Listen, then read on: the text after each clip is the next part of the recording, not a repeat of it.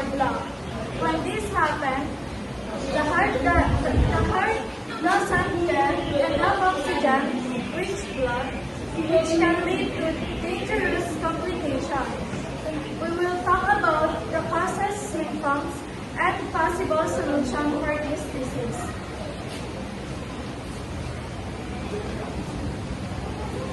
Let's start with some of the main causes or evidence of CHD. One common cause is an unhealthy diet, especially one high in saturated fats, salt, and sugar. This can lead to the build-up of cholesterol in the arteries. Another cause is lack of exercise. Without regular physical activity, our heart and blood vessels become bigger over time. Lastly, smoking is a major factor because it damages the lining of the arteries and makes it easier for fatty because it builds up. Now let's talk about the symptoms of CHD. People with CHD may experience shortness of breath even during light activities. They may also feel fatigue, skin tiredness caused by heart not pumping enough blood.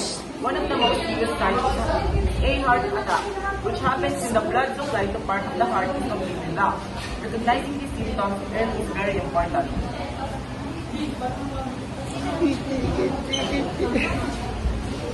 Solution. Lifestyle change. Moving on the solution, one of the best ways to manage CHD is through lifestyle change. A healthy diet that includes fruit, vegetable, whole grains, and less salt and fat can help prevent further artery damage. Second, regular exercise strengthens the heart and improves blood flow. And third, regular check-up with a doctor help monitor the heart condition and catch problems early.